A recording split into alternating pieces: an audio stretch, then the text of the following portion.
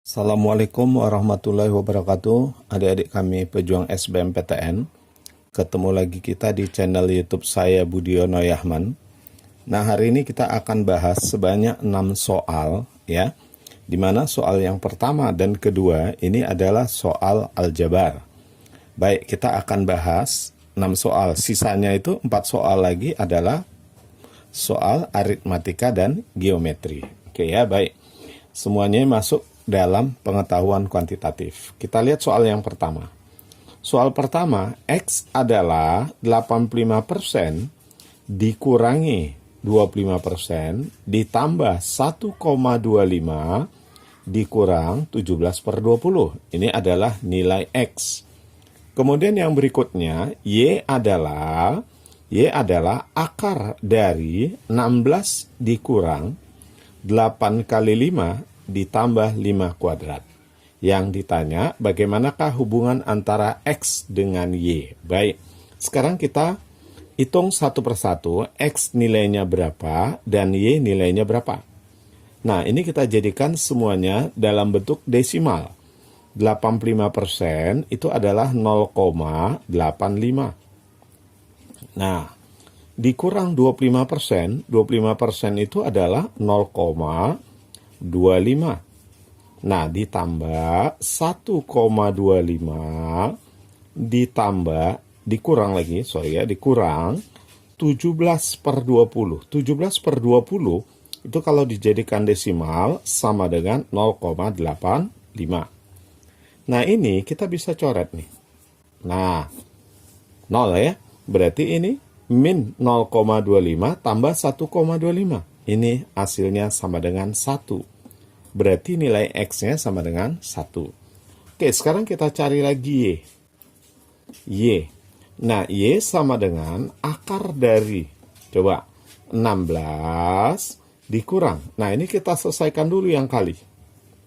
8 dikali 5 itu sama dengan 40. 40. Ditambah 5 kuadrat. 5 kuadrat ini adalah 25. Oke, coba kita hitung ya. Min 40 ditambah 25 itu min 15. Min 15 ditambah 16 itu 1. Berarti ini sama dengan akar 1. Kalau gitu nilainya adalah 1. Berarti dari sini kita bisa dapat bahwa nilai X itu sama dengan nilai Y. Berarti jawabannya adalah cantik. Nah, ini soal yang pertama ya. Oke, kita lanjut soal yang kedua. Soal yang kedua, nah X sama dengan 2 pangkat 5 dikali 2 pangkat 4 dikali 2 pangkat 3. Nah, semuanya ini dipangkatkan lagi dengan setengah. Sedangkan Y adalah akar pangkat 3 dari 8 pangkat 2. Bagaimana hubungan antara X dan Y? Coba kita cari lagi ya. Nah, kalau suatu bilangan pangkat, ini bilangan pokoknya sama, dikali, bilangan pokok sama dikali, maka pangkatnya kita jumlahkan aja. Berarti ini nilainya sama dengan 2 pangkat, jumlahkan. Pangkatnya 5 tambah 4, 9, tambah 3, 12. Nah, pangkat setengah. Kalau dipangkatkan lagi, maka pangkatnya kalikan aja. Kalikan aja pangkatnya, berarti nilainya X ini adalah 2 pangkat 6. Nah, X itu adalah 2 pangkat 6. 2 pangkat 6 itu sama dengan 64. Oke. Y berapa? Coba kita hitung Y. Y adalah, nah ini, saya bisa tulis 8 itu 2 pangkat 3. 8 kita ganti 2 pangkat 3. Kemudian kita pangkatkan dengan 2. Pangkat 2. Lalu ini kita pangkatkan lagi dengan 1/3. Nah, itu ya. Coba. Ini berarti sama dengan 2 pangkat 6 pangkatkan 1/3. Nah, kalikan pangkatnya. Berarti 6 dibagi 3, 2. Berarti 2 pangkat 2 sama dengan 4. Oke, berarti nilai X adalah 64, Y adalah 4. Berarti bisa kita katakan 64 itu adalah 4 pangkat 3 atau X itu sama dengan Y-nya dipangkatkan dengan 3. Maka jawabannya dodol. Oke, itu soal yang pertama dan kedua. Nah, kita lanjut soal yang ketiga, kita masuk aritmatika. Tapi sebelum kita lanjut soal nomor 3, adik-adik jangan lupa klik tombol like, kemudian subscribe, kemudian share, dan tulis komentar adik-adik. Supaya apa? Supaya kalian bisa dapat terus video-video terbaru dari saya dengan soal-soal yang bervariasi. Oke, kita lanjut sekarang soal yang ketiga. Ini aritmatika tentang laba rugi. Ya, baik, kita lihat.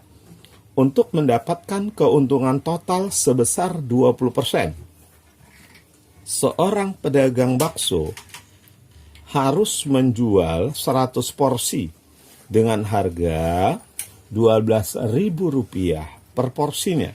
Nah, karena sepi, maka dia hanya mampu menjual 85 porsi. Nah, selisih persentase keuntungan yang diharapkan dengan yang diperoleh adalah berapa? Jadi, si pedagang bakso ini berharap dapat untung 20% kalau dia menjual 100 porsi, di mana satu porsinya dia jual 12.000. Nah, tapi karena sepi pembeli, akhirnya dia cuma mampu menjual 85 porsi. 85 porsi dia hanya jual dari 100 porsi. Yang ditanya, berapakah selisih persentase keuntungan yang diharapkan 20% dengan kenyataannya yang diperoleh gitu. Baik. Nah, di sini untuk mengetahui berapa keuntungan kalau dia jual 85 porsi, maka kita harus tahu dulu modalnya berapa. Dari modalnya itu kita bisa tahu nanti keuntungan. Siapa tahu ternyata setelah dia jual 85 porsi, ternyata total penerimaan uangnya, total penjualannya malah jauh lebih kecil. Nah, itu dia, kita harus cari dulu berapa modalnya ya. Dari mana kita bisa dapat harga modalnya? Tentu dari sini. Ingat, harga jual itu adalah harga modal ditambah dengan laba atau untung. Nah, kalau dia jual 100 porsi dengan satu mangkuknya 12.000, berarti total penjualan dia adalah 100 kali 12.000. Nah, itu adalah 1.200.000 rupiah. Nah, ini didapat dari harga modal ditambah laba. Labanya 20%. Nah, persentase di sini adalah persentase dari harga modal. Ingat, persentase keuntungan itu dibandingkan dari harga modal. Ya. Jadi, di sini bisa kita katakan labanya 20% dari harga modal. Berarti 0,2 dari harga modalnya. Nah, coba ini kita jumlahkan. Berarti 1,2 kali harga modal itu sama dengan 1.200.000 rupiah.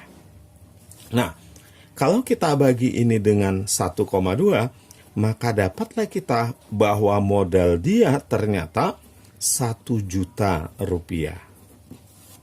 Nah, 1 juta rupiah. Ingat, yang namanya pedagang bakso, apakah dia menjual 85 atau apakah dia menjual 100 porsi, modalnya akan tetap sama. Kenapa tetap sama? Karena dia menjual bahan-bahan yang dimasak. Jadi dia pokoknya memasak untuk 100 porsi. Berarti modalnya walaupun dia jual 85 tetap 1 juta. Beda kalau dia menjual bahan mentah seperti menjual buku, menjual beras gitu. Itu akan beda modalnya kalau dia jual sedikit dengan jual banyak. Nah, ini modalnya tetap 1 juta. Sekarang coba kita lihat. Kalau dia bisa menjual 85 porsi, Berarti berapa harga jualnya? Nah, dari harga jualnya, kita nanti bisa dapat berapa labanya. Harga jual adalah harga modal ditambah laba. 85 dikali 12.000. 85 dikali dengan 12.000. Nah, itu adalah 1.020.000. Nah, ini ya. Karena 85 mangkok dia jual. Satu mangkok 12.000. Kita kalikan. Nah, 1.020.000. Modalnya, ingat tadi dia jual bahan masakan yang sudah dimasak gitu. Berarti karena dia jual makanan, ya modalnya tetap 1 juta. Ditambah laba. Nah, dari sini kita bisa tahu bahwa labanya adalah 1.020.000 dikurang 1 juta. Berarti 20.000. Inilah untung atau labanya. Nah, berapa persen ini untungnya sekarang? Ya, tentu 20.000 dibagi dengan modalnya. Modalnya adalah 1 juta. Nah, 1 juta dikali dengan 100%. Ini nolnya ada 6, coret nolnya 6, maka dapatlah kita 2%. Keuntungan yang dia inginkan, ya, yang dia harapkan itu 20%. Tapi setelah dia lakukan penjualan karena sepi, keuntungannya cuma dapat 2%. Nah, yang ditanya berapa selisihnya? Maka selisihnya tentu 20% dikurang 2%. Berarti selisihnya adalah 18%. Maka jawabannya cantik. Oke, kita lihat soal berikutnya, soal selanjutnya. Nah, ini kita masih bicara tentang aritmatika. Di sini kita bicara tentang kecepatan. Ya, kita bicara tentang kecepatan. Oke, baik. Nah, kita lihat soal berikutnya, nomor 4 ya. Soal nomor 4, oke. Nah, di sini dikatakan, Andi berlari 4 kali lebih cepat dari kecepatan Benny. Berjalan kaki, Andinya lari, Benny-nya jalan kaki. Maka kecepatan Andi 4 kali daripada kecepatan Benny. Berarti kita tulis kecepatan Andi itu 4 kali daripada kecepatan Benny. Oke. Tetapi Benny itu lebih cerdas daripada Andi. Nah, pada suatu ujian, Benny berhasil menyelesaikan semua soal ujiannya pada pukul 10 dan langsung pulang berjalan. Berarti di sini dalam hal ini Benny duluan pulang. Nah, jam 10 Benny sudah pulang jalan. Nah, sedangkan Andi berhasil menyelesaikan semua ujiannya pada pukul 10.15. Nah, begitu selesai, dia langsung lari mengejar Benny. Nah, pertanyaannya, pada pukul berapakah Andi tepat menyusul Benny? Nah, kalau kita perhatikan waktunya, kalau kita lihat waktunya di sini, bahwa pada suatu ujian Benny berhasil menyelesaikan semua ujiannya pada pukul 10. Langsung jalan, si Andi 15 menit berikutnya, berarti kesimpulannya Benny duluan jalan. Karena Benny duluan jalan, berarti waktu si Benny lebih banyak 15 menit daripada waktu Andi. Berarti bisa kita katakan, waktu Benny itu adalah waktu yang digunakan Andi ditambah 15 menit. Karena Benny sudah jalan jam 10, Andi baru mulai berlari pukul 10.15. Berarti waktu Benny itu adalah waktu Andi ditambah 15 menit. Pertanyaannya, pada pukul berapakah mereka bisa ketemu? Tentu di tempat yang sama, karena menyusul di tempat yang sama pasti. Nah, apa artinya? Artinya di sini bahwa jarak yang ditempuh Andi itu sama dengan jarak yang ditempuh Benny. Karena nanti Andi akan menyusul Beni, tentu di tempat yang sama ketemunya. Jadi jarak yang mereka tempuh itu sama, kesimpulannya di sini ya. Inilah dia kata kuncinya. Sekarang baru kita artikanlah jarak. Ingat, jarak itu adalah kecepatan dikali waktu. Berarti jarak Andi adalah kecepatan Andi dikali waktu Andi. Sedangkan jarak Beni adalah kecepatan Beni dikali waktu Beni. Kita mau cari waktu sekarang. Waktu siapa? Waktu si Andi. Nah, ini kita masukkan tetap. Berarti kecepatan Andi, nah, kali waktu Andi sama dengan kecepatan Beni. Nah, kita terjemahkan semua jadi Andi. Ya, kita terjemahkan jadi Andi semua. Coba kita lihat. Kecepatan Andi adalah 4 kali kecepatan Beni. Berarti kesimpulannya, kecepatan Beni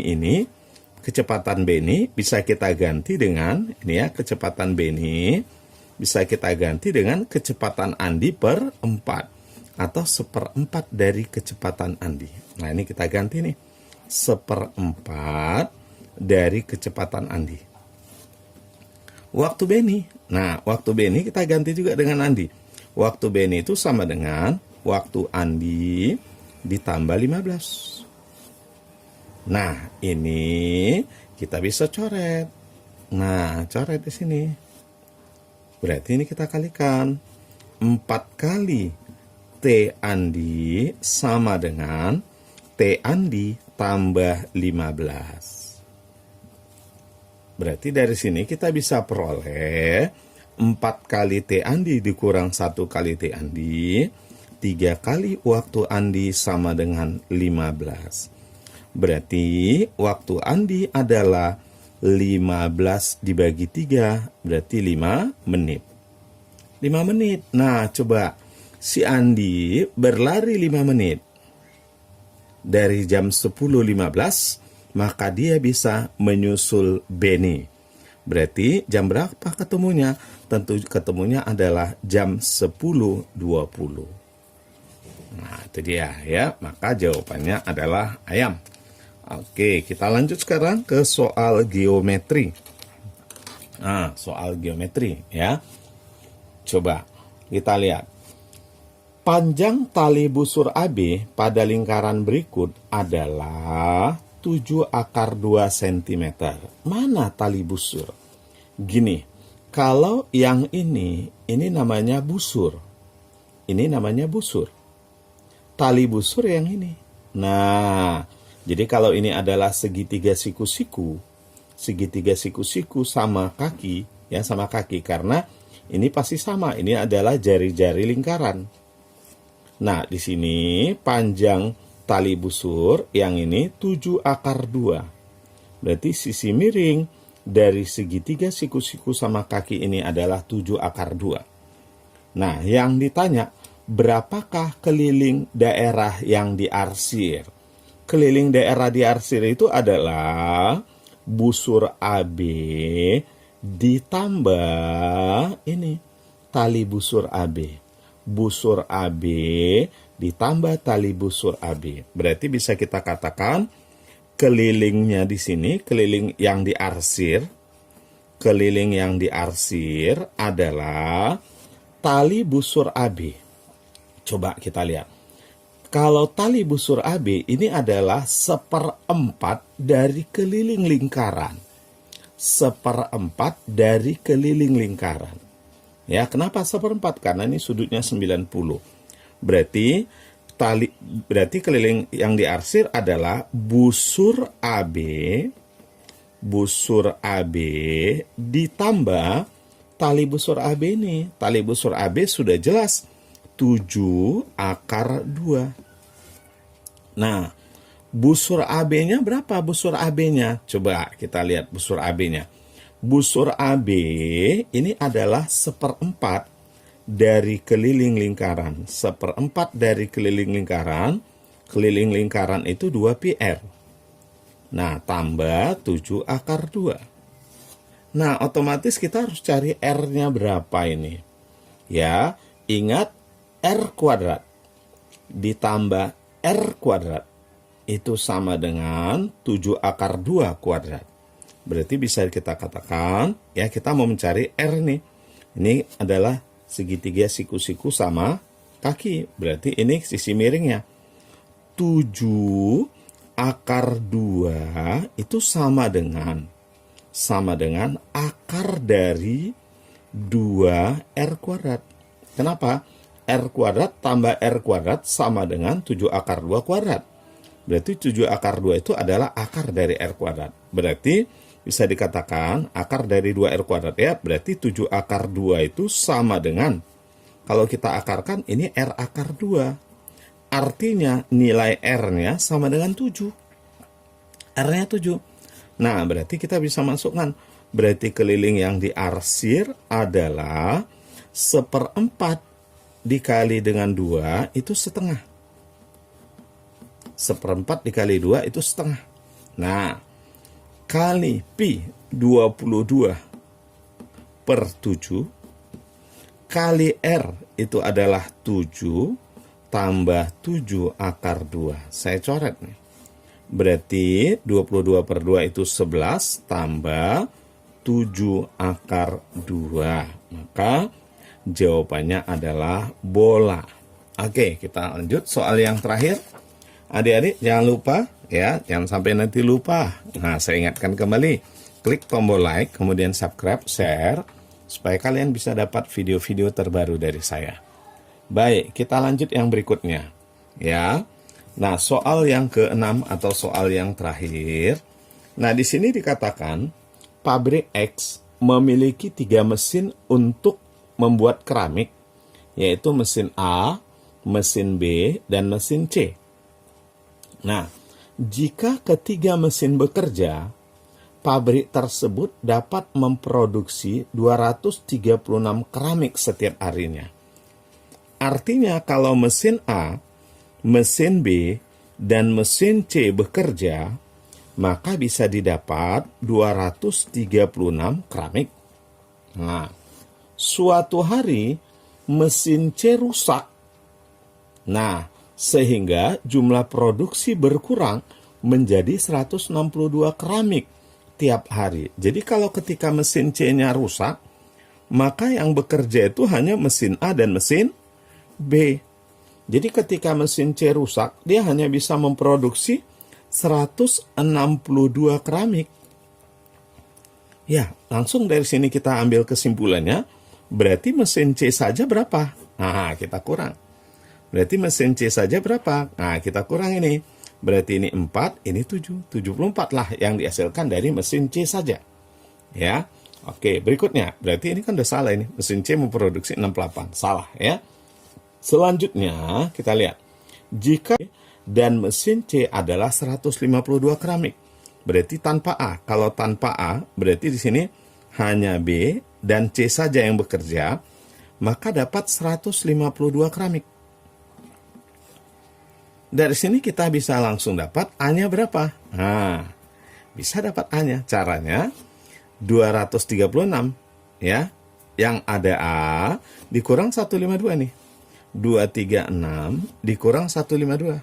Nah, 236 dikurang 152, maka kalau kita kurangkan, ini 6 dikurang 2, maka 4. 23 dikurang 15, 8. C sudah tahu, A sudah tahu. Nah, tinggal kerja kita mencari B. Nah, gimana cara menentukan mesin B? Ya, dari sini. Ya, atau bisa juga dari sini. Nah, ini dari sini bisa. A tambah B 162. A saja 84. Berarti B adalah 162 dikurang 84. Berarti itu sama dengan 78. Oke, udah tahu kita ketiga-tiganya. C-nya 74. A-nya 84 dan B-nya adalah 78. Oke, baik. Sekarang coba kita jawab soalnya. Mesin A memproduksi 74 keramik. Salah, itu mesin C. Mesin B memproduksi 84 keramik. Salah, itu mesin A. Ya. Mesin A dan mesin C memproduksi 158 keramik. A dan C, coba kita jumlahkan. A dan C berarti ini kita jumlahkan dengan ini. 4 ditambah 4, 8, 7 tambah 8, 15. Nah, inilah dia jawabannya. Ya. Nah, mesin C memproduksi 68 keramik. Salah, 74. Rata-rata produksi katanya. Rata-rata. Coba, tadi udah jelas saya jawabannya C, tapi nggak apa-apa kita periksa yang E. Rata-rata. Kalau kita mencari rata-rata produksinya, maka kita jumlahkan tiga-tiganya. 74 yang C, ditambah 84 yang A, ditambah 78 yang B. Nah, ini kita bagi 3. Kalau ini kita bagi 3, maka dapat 78,6. Nah, ini 79. Boleh nggak dibulatkan ke atas? Nggak boleh, karena ini barang. Jadi, artinya, kalau ada keramik terbuat sebanyak 78,6, harusnya keramik itu ukurannya sekian. Nah, ya. Nah, sampai 78 ukurannya sekian. Berarti yang ke-79 dia cuma 0,6. Kalau 0,6 berarti bentuk keramiknya nanti begini. Nah, yang ini gak ada. Tentu nggak bisa dipakai. Nggak bisa dipakai. Jadi nggak bisa dibulatkan ke atas. Artinya, dia kalau mau dirata-ratakan, ya jadi 78 lah yang bisa terpakai atau yang bisa dijual. Oke, jadi adik-adik jawabannya sudah jelas adalah cantik ya. Nah, kemudian jangan lupa klik tombol like, subscribe, dan share. Adik-adik tetap semangat terus berlatih ya. Jangan pernah ada kata malas. Berlatih terus. Semoga kalian jadi pemenang di SBMPTN. Terima kasih atas perhatiannya. Assalamualaikum warahmatullahi wabarakatuh.